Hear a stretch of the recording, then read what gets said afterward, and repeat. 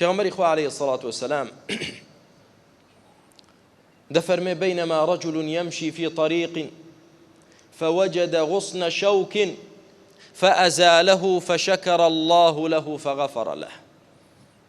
لكاتێکدا مسلمانێک بە ڕێگایەکدا دەڕوات بینی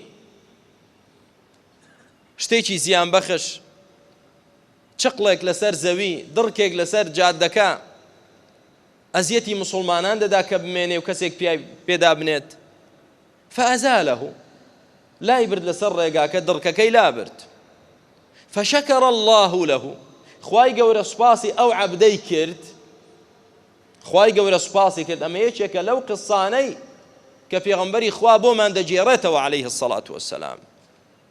فەرمێ پیاوێک بەسەر جادەیەکدا ڕۆی دڕکێک لەسەر جادە بوو هەڵی گرت و لایدا لەسەر ڕێگای مسلمانان فشكر الله له فغفر له. خوای گەورە سوپاسی ئەو عەبدەی کرد، خوای گەورە لە گوناهی ئەو عەبدە بورا و خوای گەورە لێی ڕازی بوو. بەهۆی چیەوە؟ بەهۆی ئەوەی دڕکێکی لەسەر ڕێگای مسلمانان لابرد.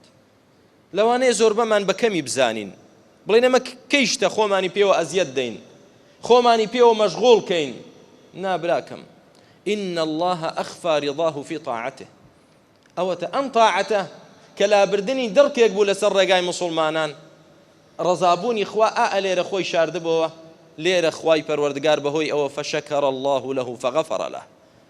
خوای گەورە شکری کرد و لە گوناهی بورا و کەسێکیش کە خوا لێی خۆش بێت و لێی ببورێت بەختەوەری دنیا و قیامەت دەبێت.